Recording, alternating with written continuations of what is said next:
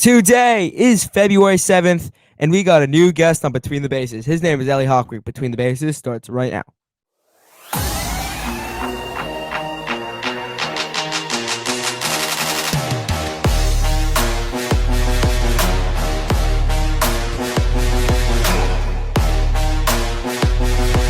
Hello, everyone. Welcome back to an episode of Between the Bases podcast. My name is Noak, and alongside me is Mo. No, it's not. It's Eli Hochberg. We call him Hoch. Hoch, how you doing today?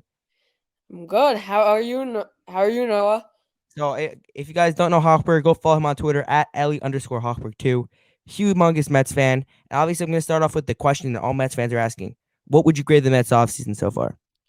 Okay, this might be a surprise, but honestly, I am gonna give them a B.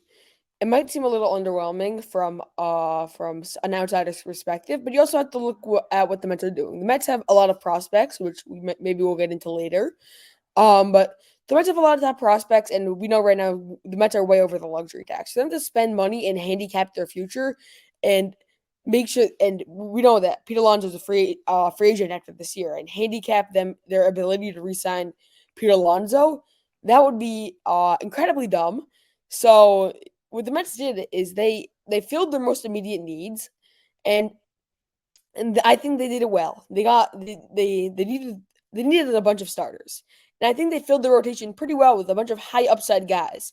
I think when Luis Severino, who I don't know if you saw his changeup, how it's looking over the offseason, it's looking crazy. But the point is that the Mets are going for high upside. This is clearly not their year. Their year is coming. Their year, I think, is 2025. That's my personal opinion. If you look at next year's free agency class, is a perfect setup for the Mets. But right now, we have to build the pieces. Luis Severino, if he can have a bounce back year, that'll be huge for the Mets, getting them into a wild card spot and building momentum. The relievers that we signed, I really like the relievers that we signed. Shinichiro Fujinami played much better with the Orioles. His FIP was in the threes. His expected ERA was in the threes. I think high threes. His stuff is incredible. Jake Diekman, he got a slider from Pitching Ninja. Fun fact, and ever since then he has had like a 2 ERA. Ever since he changed his slider because of Pitching Ninja, which is legendary.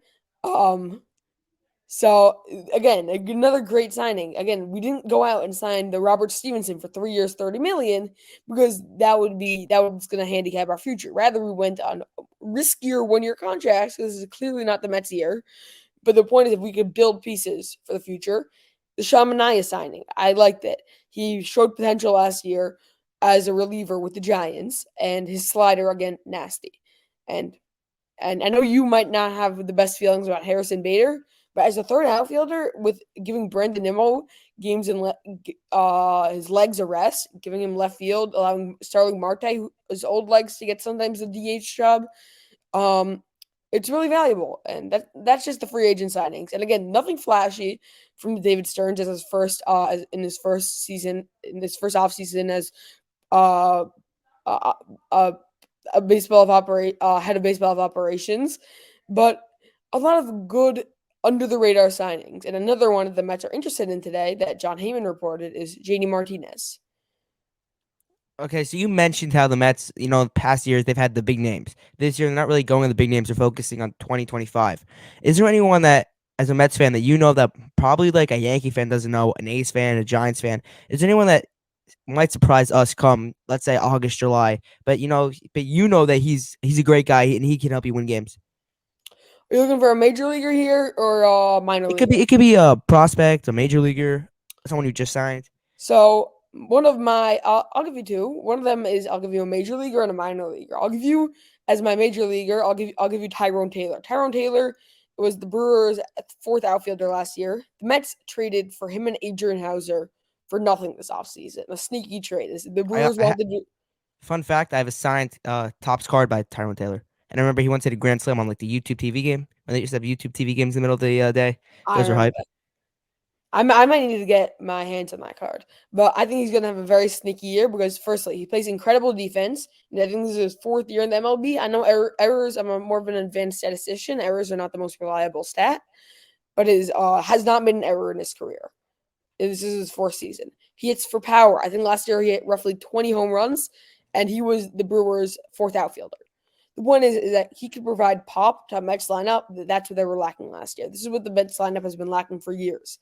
They've had Brandon Nimmo, who gets on base like 38% of the time. They have Francisco Lindor, a doubles machine. But besides for Pete Alonso, there's really no one to bring everyone home. And Jeff McNeil, again, singles machine. Starling Marte, he had a great year in 2022, a bad year last year because of injuries. But they really have not had the power in that bat from the outfield. So I think Tyrone Taylor could sneakily put up 20, 25 home runs if he and Harrison Bader are splitting at bats between DH, outfield. Because the Mets don't really have a set DH this year, unless they sign JD Martinez. It's going to be a rotation of, um, Mark Vientos, DJ Stewart, who sneakily had a very good year last year, and an outfielder. The Mets have 4 outfielders between Tyrone Taylor, Starling Marte, Harrison Bader, and Brandon Nimmo. So I think if Tyrone Taylor is playing well enough, he will get the at bats.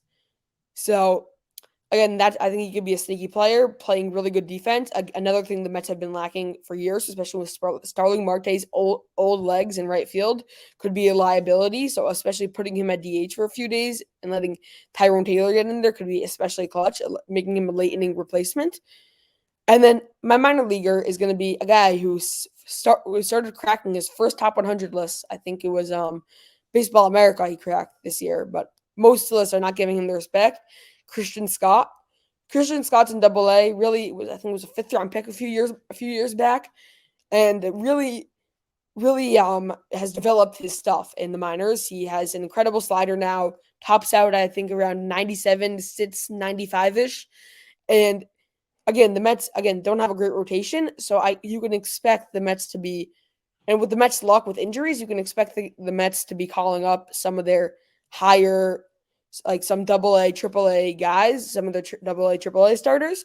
One of them who is Christian Scott, who had the best year of his career last year and really developed his slider and changeup. Okay, my next question. This might sound like a bad question coming from a Yankee fan, but as the Yankees grow to become the next evil empire, as we saw in the late 1990s, is there a pressure on a Mets fan to win and try to be better than the Yankees, or you're not focusing on what the Yankees are doing, you're only focusing on what the Mets are doing?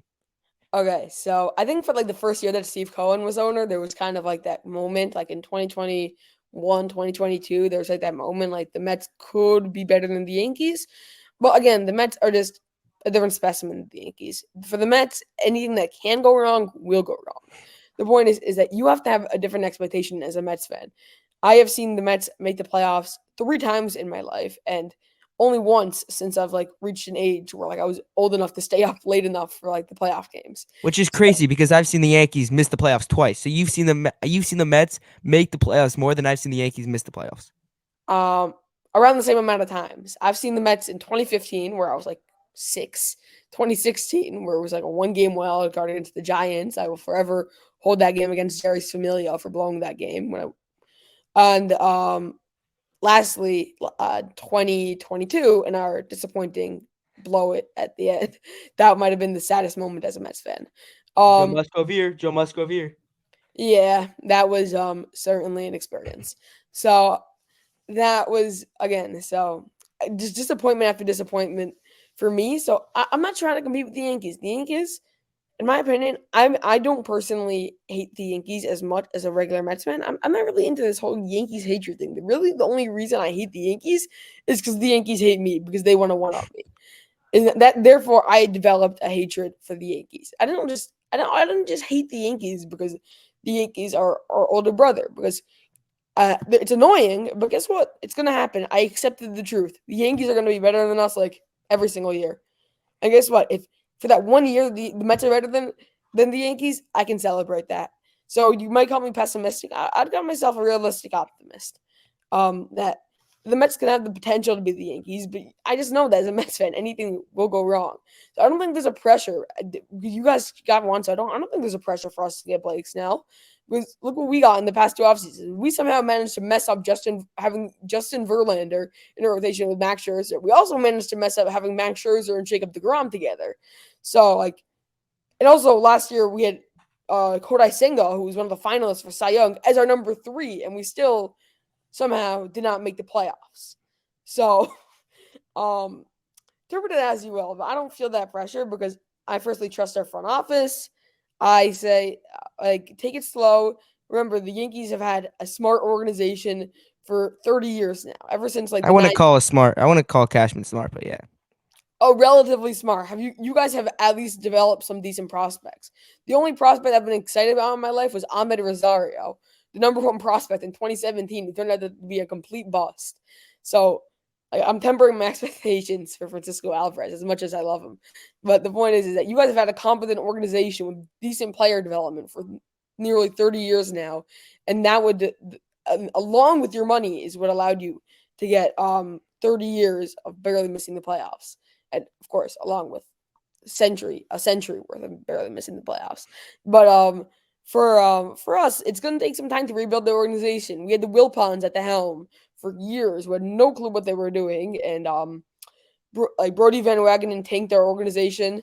So it's going to take years to rebuild, and I think Steve Cohen kind of tried going too all in, like that trade for Javier Baez completely backfired. I don't know if you remember. Mets I do. got we gave up Pete Armstrong, who right now was our first round pick in 2020. Right now is one of the top prospects in the MLB. You cannot do that if you're building a farm system. The point is the Mets do not have to one up the Yankees right now, in my opinion. Right now they need to focus on themselves, build their own organization, and once we make the playoffs for a few years, then we can focus on being better than the Yankees. Okay, you said something there that kind of annoyed me. You said that you hate the Yankees because the Yankees hate you guys. It's kind of Yeah. like that Spider-Man meme. We're all pointing at each other because I hate Yeah, the Mets sure. because I hate the Mets. Again, for all the older brothers out there, I know you always think that little brother's annoying. So Yankee fans, Mets fans, kind of that little brother. It's like why Giants fans hate Jets fans because Jets fans always like they're better than the Giants fans, but we all know Giants fans are better than the Jets fans, and you know that because you're a Jets fan. But for all the people that have an older brother, we hate the little brother, and I kind of hate the Mets because you guys always act as tough as you can to us, and you guys haven't backed it up in the past couple of years. But moving on Yeah, from that, moving on from the Yankee talk, one of your weak spots last year for the Mets was your bullpen. This year you've signed, I don't know how many relievers you signed, but you've definitely made that bullpen better. What can we expect from that bullpen this season? I think we can expect one of the better bullpens in the MLB. We went into the Mets went into this offseason with just three relievers under contract. We went into this offseason with just Edwin Diaz, Drew Smith, and Brooks Raley. Brooks Raley was our setup man last year, had an incredible year. Of course, went under the radar because the Mets were terrible. Edwin Diaz, arguably best reliever in baseball. I don't know if you saw MLB Network ranked him as the sixth best reliever in baseball, which is incredibly disrespectful. Is he going to be He's back by the start of the season? Yeah, he is. He is. Remember, it's been like a year since it Yeah, was it's in March. WBC. It's around this Yeah, time. yeah, he's already throwing. He's already throwing. So it doesn't take a year. No, it takes like 8, 10 months. So he should be ready, barring any setbacks. But Edwin Diaz and Drew Smith, who had a year last year. He's had his up moments, had his down moments. So the Mets are going to need a complete revamp of that bullpen, and that's what the Mets did. We signed Jorge Lopez. So I don't know if you remember 2 years ago, uh, he just had an absolutely stellar year. With the Um, Marlins. Orioles, I actually believe he was their closer, made the All Star game. Last year he had a pretty terrible. No, it's not Pablo Lopez, Jorge Lopez. Jorge. Yeah, that I realized that after. Yeah, Yeah. So then last year his ERA ballooned.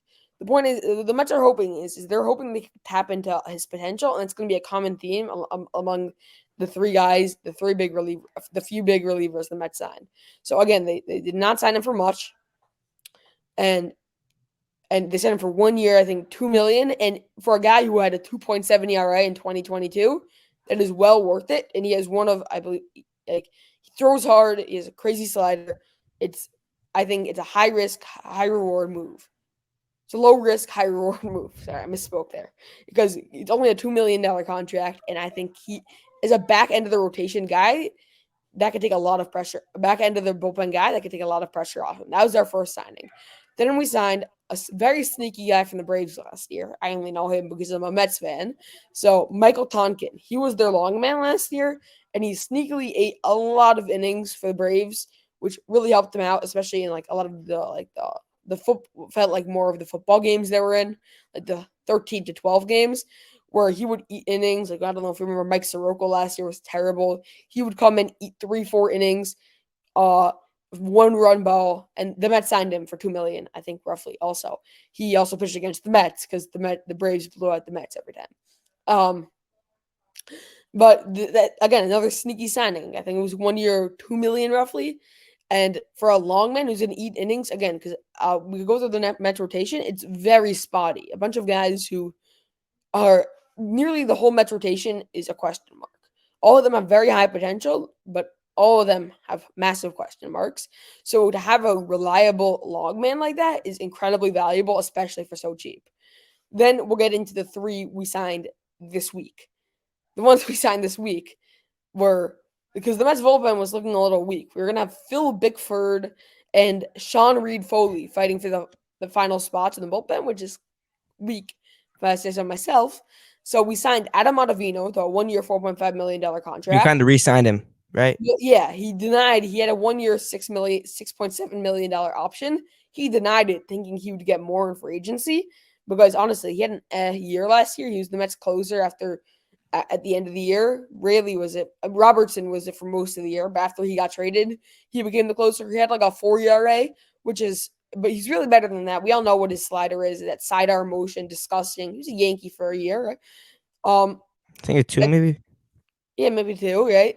And so for 4 million, that's really a steal, especially because the Mets wanted him back for 6 million. He thought he was going to get more in free agency, and especially if you're looking at the reliever market that happened this year, the amount of money that people are going for, Tyler Stevenson, Jordan Hicks going for ridiculous amounts. I would assume that Ottavino would at least get what his option was, not 4 million, which again is a steal, especially for a guy who's going to put up a consistent 4 ERA at the max.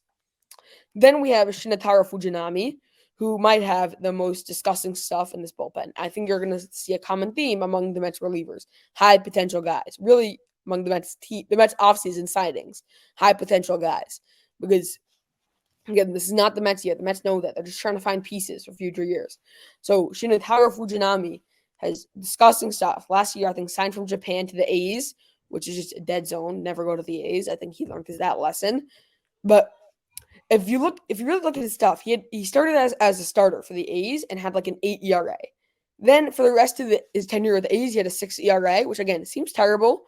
But you have to remember his FIP was in the threes, his xERA was in the low fours. He really was not all that bad. It's more so the A's, and also like he's allowing soft contact. His stuff is disgusting. He throws 100 with disgusting off speeds. Then he got traded to the Orioles, had like a 4 ERA with like a FIP and xERA in the threes, which again shows just how nasty his actual stuff is. And the Mets trust Jeremy Hefner with their whole new pitching lab, their new and revamped pitching lab that has Luis Severino's changeup looking as disgusting as ever. Mets trust it, and they're gonna say we can fix Shinichiro Fujinami if he could pitch like he did on the Orioles, or if not better. His stuff is better than what he pitched with the Orioles last year. So the point is, it's again low risk. They signed him for very little money. I think he has minor league options, and if the Mets and he pitches well, again, I think he has potential to be one of the top setup men in the league. And then our last signing is Jake Diekman, who I went through already. And I think it's very rare for a bullpen to have two really good lefties. The Mets have that. The Mets have Jake Diekman and Brooks Raley, two really underrated and good lefties. If you look at their stats, they're both incredibly underrated, and both of them are really good lefties, and that's going to be a tough matchup for any lineup with lefties to face. Okay, so last question here, and this is a question you answer from the heart, not from the head. What is the expectation for the Mets this offseason or this upcoming season? 84 wins or a wild card berth. I mean, we saw in the past couple of years the Phillies with the 6 seed, the Diamondbacks with the 6 seed, and they both made the World Series. Do you think that could happen with the Mets? I think that could completely happen with the Mets. Again, I think the Mets could go on a late run. Again, the Mets are known for starting off hot and slowing down, but I think this year could be the exact opposite because again, we have a lot of new pieces, a lot of pieces that might not fit in with the team right away. But again, look at our pen. If everything goes right in our bullpen, again, which is a big if, But I think right now all the like Pacoda, Zips, all of us around 83 wins. Again, we're not so different from our 2022 team that went that won 101 games. Okay, yes, again we're not as good, but we're not so different. So the point is that if the rotation begins to click, if Kodai Senga has a year he put up last year with sub 3 ERA, if Sevi can look like he is looking now and put up not necessarily what he put up with the Yankees, but just a solid season. If we could get solid seasons out of either Adrian Hauser and of both Adrian Hauser and Sean Manaea, who both have had solid seasons with low 4 ERAs, high 3 ERAs before, if you could just get the best out of them, it is not unrealistic to say that the Mets can be competitive for the division. But again, this is the Mets. Not everything is going to go right. And also, we have the Braves, who are going to win over 100 games. So the division is not a realistic ask. The point is, we would need everything to go perfectly in order to even compete for the division. So Don't what forget I about think the is Phillies and the Marlins. They both made the playoffs last year. exactly. So I think a realistic scenario that could go right is an 84 win team, and the Diamondbacks won 84 games last year, right? Yeah, Roughly, I think 84 it was win team, 86.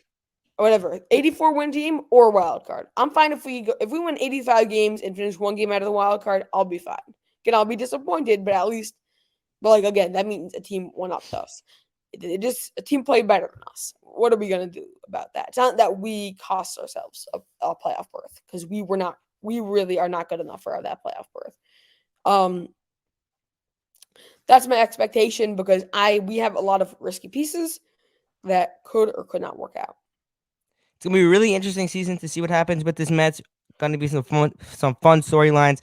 Can't wait to see you back on the podcast, Hawk. And remember to everybody wish Mo to be better. He has a cold right now. He's really sick. So hopefully he gets better. And Hawk, thank you for coming on. Thank you for having me. I wish Mo was here, but hopefully I'll come on later in the season, maybe discuss the Mets or anything else.